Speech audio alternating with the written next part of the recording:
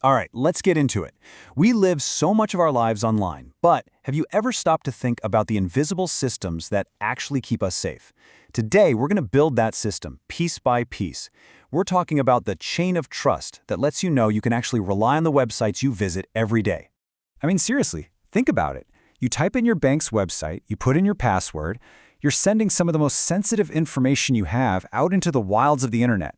So how does your computer know for sure, 100% know that it's connected to the real bank and not some perfect lookalike designed to steal everything?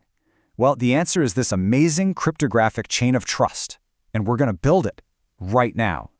So here's our game plan. Think of this as our study guide for online trust. First, we'll tackle the basics. How do you know a message wasn't messed with? That's HMEG. Then, how do you prove who sent it? We'll get into signatures. After that, the big one, how do you verify someone's actual identity online? That's where certificates come in. We'll see how it all clicks together in something called the handshake. And then, just for fun, we'll look at what happens when someone tries to be their own authority. Okay, first things first. Let's solve the most basic problem in communication.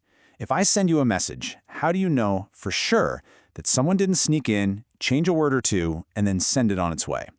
This first link in our chain of trust is called HMAC. So what is an HMAC? The magic here is that it combines two key ingredients, the message itself and a secret key that only the sender and receiver have. You mix them together and run them through what's called a hash function. Now, a hash is basically a unique digital fingerprint for that data. You can't go backwards from the fingerprint to the data, but the same data will always produce the same fingerprint. The result is a special code that's like a tamper-proof seal on an envelope.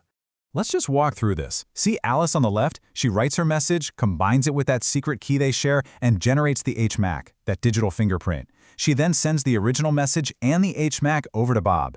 Now Bob takes the message he got, pulls out his copy of the exact same secret key, and generates his own HMAC. And here's the moment of truth. If his fingerprint matches the one Alice sent, he knows two things without a doubt. One, the message wasn't changed. And two, it came from whoever has that secret key, which should be Alice. Okay, so HMAC is awesome for making sure a message is legit, but you probably spotted the catch. Alice and Bob had to share that secret key ahead of time. So, what happens when you can't do that? Let's level up. And this is really the fundamental problem of the internet, isn't it? You can't exactly call up every website on the planet and arrange to exchange secret keys. You need a rock-solid way to prove who you are to a total stranger, instantly. And this is where a really clever idea called asymmetric cryptography comes into play. Instead of one shared key, everybody gets a pair of keys. These two keys are mathematically tied together. You have a private key, which you protect and never show to anyone, and a public key, which you can shout from the rooftops and give to everybody. The trick is, anything you lock with one key can only be unlocked by the other. So let's see how this works. The sender takes the hash of their message, that digital fingerprint again, but this time they encrypt that hash with their private key. That encrypted hash is the digital signature. Now, the person who receives it takes the sender's public key, which is available to anyone, and uses it to try and unlock the signature. If it unlocks and the hash inside matches the message, boom, you've just proven who sent it. Why? Because the only key in the universe that could have created that signature is the private key that matches the public one. So let's just put these two side by side for a sec. HMAC is symmetric, it uses one shared key, it's super fast, and it proves the message is intact. A digital signature, on the other hand, is asymmetric, it uses that public/private key pair. It's a little slower, yeah, but it does something way more powerful. It proves who the sender is in a way they can never deny later. That's a huge leap forward. We've just added another critical link to our chain. Okay, we are so close. We now have a way for a website to digitally sign its messages and prove it sent them, but there is still one giant, glaring hole in this whole system. Right? What's to stop an attacker from just making their own private and public keys, setting up a perfect fake of your bank's website, and just handing you their public key? Their digital signature would work perfectly fine, but you'd be talking to a criminal. We need a way to verify that the key itself is legitimate. And the solution to this is just brilliant. It's called a digital certificate. And the best way to think about it is it's a digital passport. It's an official document, but instead of being issued by a government, it's issued by a super trusted company called a certificate authority, or CA. And all this passport does is say one simple thing. We have checked and we certify that this public key really does belong to this website. So when a website hands your browser its certificate, It's packed with all this info. You can see who it's for, the subject, like youtube.com. You can see who issued it, the issuer, like Google CA. Of course, it has the website's public key. But here's the most important part. The entire certificate is digitally signed by the certificate authority itself. And since your browser already knows and trusts the CA's public key, it can verify that signature and know that the whole passport is legit. All right, we have all our pieces. We have a way to check message integrity, a way to verify the sender, and a way to verify the identity behind the key. Now, let's put it all together and see what happens in the blink of an eye when you load a secure website. This is where it all comes together. That little padlock icon you see in your browser's address bar, it means this whole process, this lightning-fast negotiation called a handshake, just happened successfully.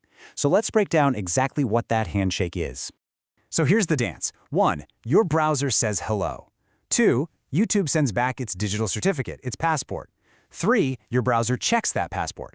It looks at the signature from the CA, checks it against its built-in list of trusted authorities and says, yep, this is the real YouTube. 4. Now that it trusts YouTube, your browser creates a brand new one-time secret key. It uses YouTube's public key from the certificate to encrypt it and sends it over. 5. YouTube uses its private key to decrypt it. And that's it. Both sides now share a secret, and the rest of your conversation is completely secure. So we've seen how this beautiful chain of trust works when everybody follows the rules and uses a trusted authority. But what happens when someone decides to just sign their own passport? This is what we call a self-signed certificate. It's basically someone printing their own ID. They make a key pair, they make a certificate, and then they use their own private key to sign it, essentially saying, I swear, I'm me, trust me. Now, this isn't always a bad thing. Developers use these all the time for testing things internally, but on the public internet, it's a massive red flag. And this is what your browser thinks of a self-signed certificate. We've all hit this page. This is your browser basically throwing its hands in the air and screaming that the chain of trust is broken. The website gave you a passport, but it's not from a recognized authority.